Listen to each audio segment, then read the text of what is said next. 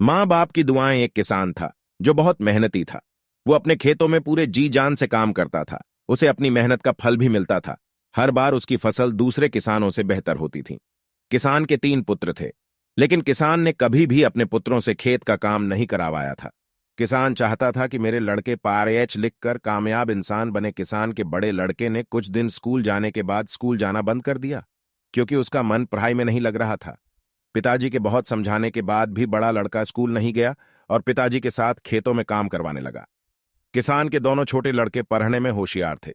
किसान और बड़ा लड़का भी दोनों छोटे लड़कों से कभी किसी काम के लिए नहीं कहते थे। दोनों लड़के अच्छे स्कूल में पढ़ते थे, लेकिन वे दोनों सामाजिक गतिविधियों से काफी दूर रहे थे। उन्हें सिर्फ अपनी पढ़ाई से ही मतलब रहता था। बाकी सब कुछ उनके लिए बेकार था। समय बीतता गया। दोनों छोटे लड़के पढ़ लिख कर अच्छी नौकरी करने लगे। दोनों अलग अलग शहर में नौकरी करते थे। वे दोनों अपने पिताजी के पास कई महीनों में आते थे। किसान अपने दोनों लड़कों को बहुत याद करता था, लेकिन कोई सा भी लड़का अपने पिता को देखने के लिए भी नहीं आता था। किसान अपने दोनों छोटे लड़कों की याद में दिन प्रतिदिन कमजोर होता जा रहा था। उधर दोनों छोटे लड़कों ने अपने लिए शहर में ही अलग अलग मकान ले लिया था और अपनी मर्जी से अपने पिताजी को बताए बिना शादी भी कर ली थी। अब वे अपने पिताजी के पास जाते ही नहीं थे। उन्हें गांव में जाना पसंद नहीं था। वे दोनों भूल चुके थे कि वे गांव में ही खेलकूद कर बड़े हुए थे। किसान का बड़ा लड़का अपने पिताजी की बहुत सेवा करता था। वह पढ़ा लिखा नहीं था, लेकिन अपने कर्तव्यों को बखूबी जानता था। उसने अपने भाइयों के लिए कभी कुछ गलत नहीं कहा।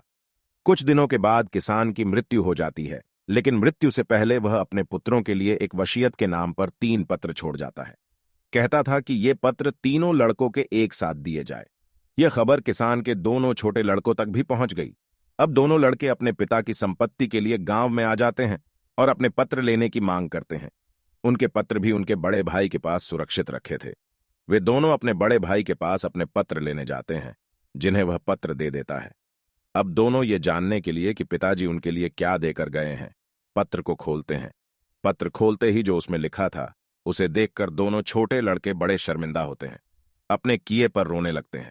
उनके पत्रों पर लिखा था कि आज तक मैं जिंदा रहा अपने बड़े अनपढ़ लायक बेटे की वजह से, और आज मैं जिंदा नहीं हूं।